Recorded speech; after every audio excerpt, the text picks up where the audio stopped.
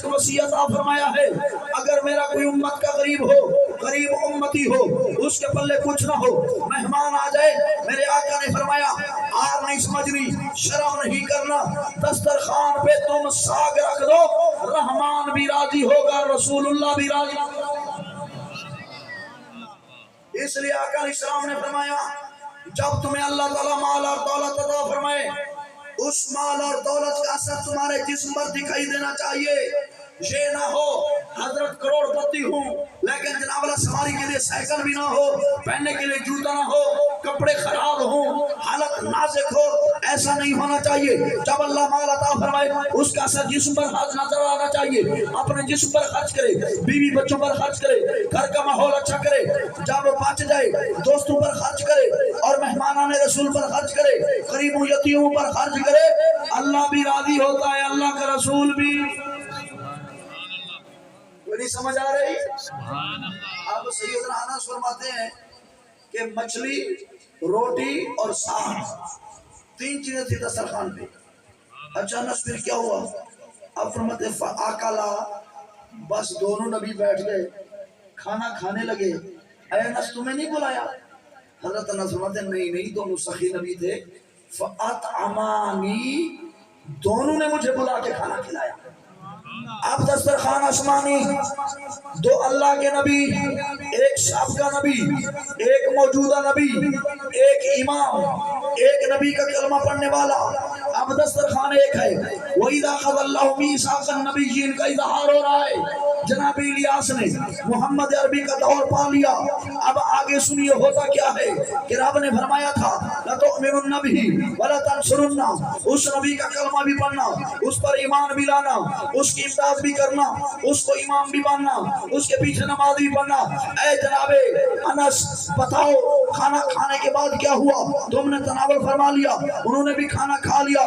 آپ فرماتے وقت ہو گیا عصر کا، فصلینا العصر، محمد عربی نے عصر پڑھائی، الیاس مقتدی بنے، میں بھی پیچھے کھڑا تھا۔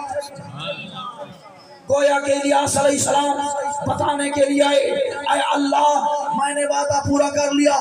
جس طرح مسجد اقصی کے اندر معراج والی رات ہم نے محمد عربی کا کلمہ پڑھا، آپ کے مقتدی بنے، آپ کے غلام بنے، آج میں چل کے آیا ہوں دربار مصطفیٰ میں، آقا کا کلمہ بھی پڑھ رہا ہوں، ایمان بھی لا رہا ہوں، میثاق بھگتا رہا ہوں، وعدہ نبھا رہا ہوں، عہد معاہدہ پورا کر رہا ہوں۔ اے اللہ دیکھ لے محمد عربی امام ہے، الیاس ان کا مقتدی۔ نماز اثر پڑھی۔ اے جناب انس نماز پڑھنے کے بعد پھر کیا ہوا؟ کیا پھر بیٹھا کوئی بات چیت ہوئی یا چلے گئے؟ حضرت انس فرماتے ہیں ثم ودعہ، پھر نبی آخر الزمان صلی اللہ علیہ وسلم انہیں الوداع کرنے کے لیے آگے تشریف لے گئے۔ الوداع کرنے کے لیے یہ اچھا طریقہ ہے، مصنون طریقہ ہے۔ جب تمہارے پاس کوئی مہمان آ جائے تو اس کو جب رخصت کرنے لگو، چلو آدھا کلومیٹر نہیں، فرلانگ نہیں، 100 گز نہیں، چاند قدم ساتھ چلو تاکہ پتہ چل جائے میزبان خاندانی ہے۔ کوئی نہیں سمجھ آ رہی؟ ہاں اگر مہمان کہتا ہے کہ تم ٹھہرو بس کوئی حرج نہیں ہم چلے جائیں گے، پھر تو کوئی مسئلہ نہیں، ورنہ مہمان کی دل جوئی کے لیے، مہمان کے جناب اللہ دل کو خوش کرنے کے لیے آتے ہوئے استقبال کرنا، جاتے ہوئے ساتھ چلنا، یہ محمد عربی کی سنت ہے۔ ثم ودعہ، پھر حضور علیہ السلام نے جناب الیاس علیہ السلام کو الوداع کیا۔ ثم رأيت مر على الصحابی نحو السماء، اے جناب سیدنا انس حضرت الیاس جو آئے تھے یا کسی گاڑی پہ آئے یا آپ کے پاس کوئی اونٹ تھا یا اونٹنی تھی یا سانڈنی تھی یا دراز گوشت تھا یا گھوڑا تھا یا خچر تھا، کیا چیز تھی؟ حضرت انس فرماتے ہیں جناب الیاس کے پاس کوئی سواری نہ تھی، کوئی خچر نہ تھا، کوئی ہتھنی نہیں تھی، کوئی گھوڑا نہیں تھا، کوئی اونٹنی نہیں تھی، کوئی اونٹ نہیں تھا۔ ہاں کیسے چلے گئے؟ آپ نے فرمایا رأیتہ مر علی الصحابہ، میں نے سر کی آنکھوں سے دیکھا جب محمد عربی سے معانقہ کیا، سلام دعا کے بعد چلنے لگے، بس اللہ کے پاک پیغمبر نے قدم اٹھایا، قدم بادلوں پہ جا ٹکا۔ کوئی نہیں سمجھ آ رہی؟ قدم بادلوں پہ جا ٹکا، دوسرا قدم اٹھایا، آسمانوں کی طرف سفر شروع ہو گیا۔ اس حدیث سے معلوم ہوا نبی ہم جیسے نہیں ہوتے، ہم نبیوں جیسے نہیں ہو سکتے. آپ کہیں گے یہ تو کوئی قصہ ہے, یہ کہانی ہے. آخر میں جناب امام مستدرک فرماتے ہیں ھذا حدیث صحیح. اے سننے والے شک نہ کرنا, اے سننے والے منکر نہ بننا, اے سننے والے نبی علیہ السلام کی عظمت میں کسی قسم کا تنکر اور انکار نہ کرنا. ھذا حدیث صحیح.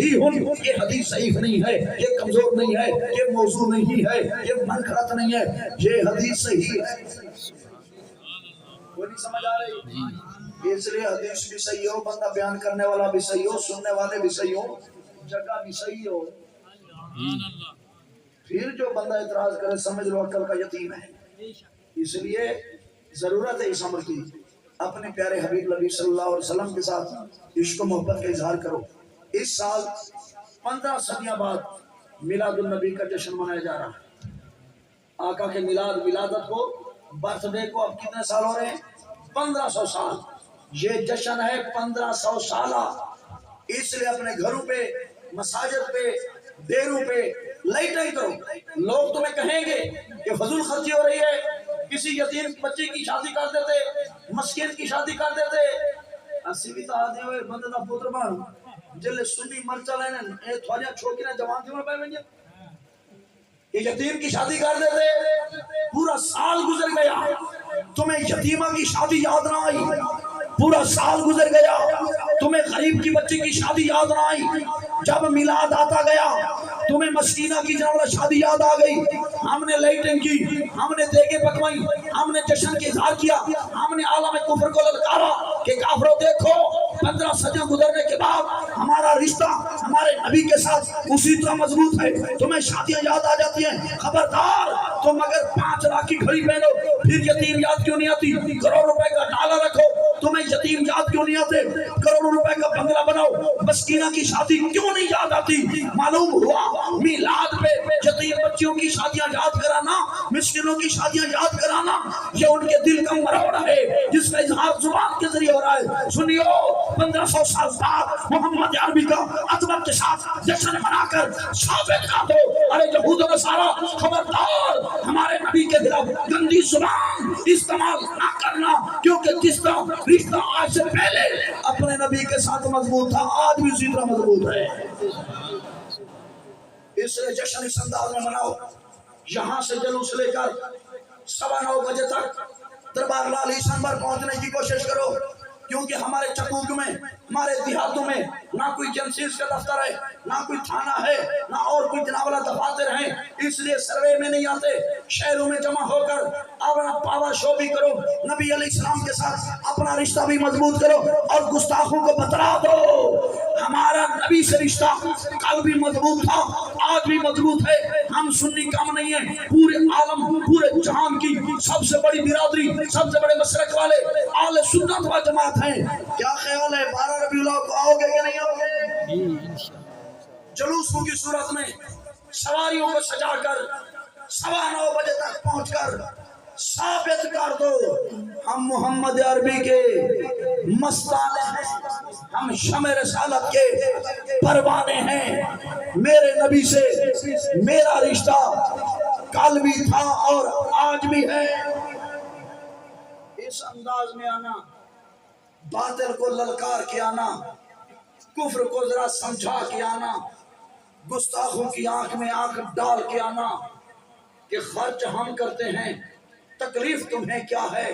یہ فضول خرچی نہیں, یہ اظہار محبت ہے, تاکہ کافر ملکوں کو پتہ چلے, کافر لوگوں کو پتہ چلے جو نبی کی آمد پہ اتنے خوش ہوتے ہیں وہ نبی کے دین سے کتنا پیار کرتے ہوں گے جی.